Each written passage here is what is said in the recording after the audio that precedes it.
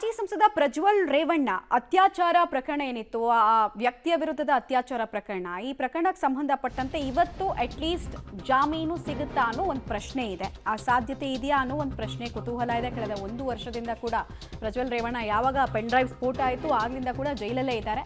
ಇವತ್ತು ಅವರ ಒಂದು ಪ್ರಕರಣಕ್ಕೆ ಸಂಬಂಧಪಟ್ಟಂತೆ ಜಾಮೀನು ಭವಿಷ್ಯ ನಿರ್ಧಾರ ಆಗ್ಲಿಕ್ಕಿದೆ. ಒಂದು ಪ್ರಕರಣ ಹೊಳೆನರಸೀಪುರದ ಟೌನ್ ಠಾಣೆಯಲ್ಲಿ ದಾಖಲಾಗಿದ್ದಂತಹ ಕೇಸು ಪ್ರಕರಣ ಸಂಬಂಧ ಜಾಮೀನು ಕೋರಿ 2ನೇ ಸಲ ಅರ್ಜಿಯನ್ನು ಹಾಕೊಂಡಿದ್ರು. ಆಕ್ಚುಲಿ ಒಂದೇ ಪ್ರಕರಣದಲ್ಲಿ 2ನೇ ಸಲ ಅರ್ಜಿಯನ್ನು ಹಾಕೊಂಡಿದ್ರು. ಉಳಿದ ಪ್ರಕರಣದಲ್ಲಿ ಪದೇ ಪದೇ ಅಪೀಲ್ ಆಗ್ತಾ ಇದ್ರು, ಬಟ್ ಯಾವುದೇ ಪ್ರಯೋಜನ ಆಗಿರಲಿಲ್ಲ. ಇವತ್ತು ಬೇಲ್ ಆದೇಶವನ್ನ ಸ್ಪೆಷಲ್ ಕೋರ್ಟ್ ಪ್ರಕಟ ಮಾಡಲಿಕ್ಕಿದೆ. ಕಳೆದ 1 ವರ್ಷದಿಂದ ಲೋಕಸಭೆಯ ಎಲೆಕ್ಷನ್ ರಿಸಲ್ಟ್ ಬರೋಕ್ಕೂ ಮುಂಚೆ ಅವರನ್ನ ಅರೆಸ್ಟ್ ಮಾಡಲಾಯಿತು. ಅಂದರೆ ಅವರು ಅಬ್ಸ್ಕಾಂಡ್ ಆದರು, ಈ ಪೆನ್ ಡ್ರೈವ್ ಹಗರಣ ಎಲ್ಲ ಸ್ಫೋಟ ಆಯಿತು.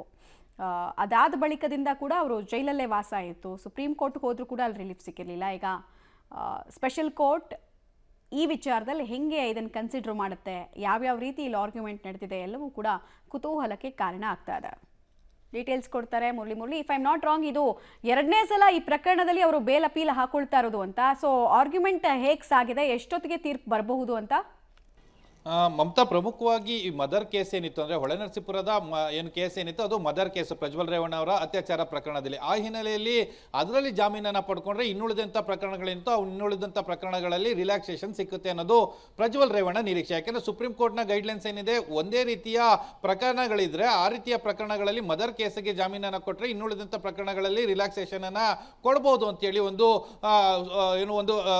ಸೂಚನೆಯನ್ನ ಕೊಟ್ಟಿದೆ. ಆ ಸೂಚನೆಯ ಮೇರೆಗೆ ಒಂದು ಆದೇಶವನ್ನು ಕೊಟ್ಟಿರೋ ಹಿನ್ನೆಲೆಯಲ್ಲಿ ಪ್ರಜ್ವಲ್ ರೇವಣ್ಣ ಪದೇ ಪದೇ ಹೊಳೆನರಸೀಪುರದ ಪ್ರಕರಣದಲ್ಲಿ ಜಾಮೀನನ್ನ ಪಡ್ಕೊಳ್ಳುವಂತ ಒಂದಿಷ್ಟು ಪ್ರಯತ್ನಗಳನ್ನ ಮಾಡ್ತಾ ಇದ್ರು. ಅಂದ್ರೆ ಈ ಹಿಂದೆ ಕಳೆದ 3-4 ತಿಂಗಳ ಹಿಂದೆ ಇದೇ ಹೊಳೆನರಸೀಪುರ ಪ್ರಕರಣಕ್ಕೆ ಸಂಬಂಧಪಟ್ಟಂತೆ ಜನಪ್ರತಿನಿಧಿಗಳ ನ್ಯಾಯಾಲಯಕ್ಕೆ ಜಾಮೀನಿಗೆ ಅರ್ಜಿಯನ್ನು ಹಾಕಿದ್ರು. ಅಲ್ಲಿ ಅರ್ಜಿ ವಜಾ ಆಗಿತ್ತು. ಅದಾದ ನಂತರ ಹೈಕೋರ್ಟ್ ಹೋಗಿದ್ರು, ಹೈಕೋರ್ಟ್ ಅಲ್ಲೂ ಕೂಡ ಅರ್ಜಿ ವಜಾ ಆಗಿತ್ತು.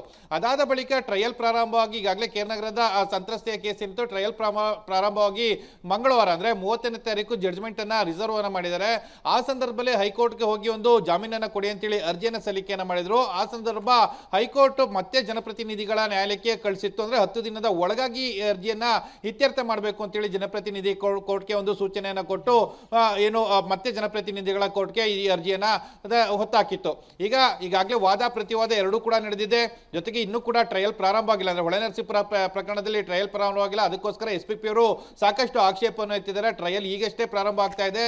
ಈ ಸಂದರ್ಭದಲ್ಲಿ ಅವರಿಗೆ ಜಾಮೀನನ್ನ ಮಂಜೂರು ಮಾಡಬಾರದು ಅಂತ ಹೇಳಿ ಒಂದು ಮನವಿಯನ್ನ ಮಾಡಿದ್ದಾರೆ. ವಾದ ಪ್ರತಿವಾದನ ಆಲ್ಸಿರೋಂತ ನ್ಯಾಯಾಲಯ ಇವತ್ತು 2:45ಕ್ಕೆ ಆದೇಶವನ್ನು ಕೊಡ್ತಾ ಇದೆ. ಇವತ್ತೇನಾದ್ರೂ ಜಾಮೀನೇನಾದ್ರೂ ಸಿಕ್ಕಿದ್ರೆ ಒಂದು ರೀತಿಯಲ್ಲಿ ದೊಡ್ಡ ರಿಲ್ಯಾಕ್ಸೇಷನ್ ಸಿಕ್ಕುವಂತ ಸಾಧ್ಯತೆಗಳಿರುವಂತದ್ದು. ಅಂದ್ರೆ 1 ವರ್ಷ 2 ತಿಂಗಳಿಂದನೂ ಕೂಡ ಜೈಲಿನಲ್ಲಿರುವಂತ ಪ್ರಜ್ವಲ್ ರೇವಣ್ಣಗೆ ಇದು ದೊಡ್ಡ ಮಟ್ಟದ ರಿಲೀಫ್ ಸಿಕ್ಕುತ್ತಾ ಅಥವಾ ಸಿಕ್ಕಲ್ವಾ ಅನ್ನೋದ್ರ ಬಗ್ಗೆ ಸಾಕಷ್ಟು ಕುತೂಹಲವನ್ನ ಮೂಡಿಸಿರುವಂತದ್ದು. ಮಮತಾ, ಧನ್ಯವಾದ ತಮ್ಮ ಮಾಹಿತಿಗಾಗಿ ಮುರಳಿ.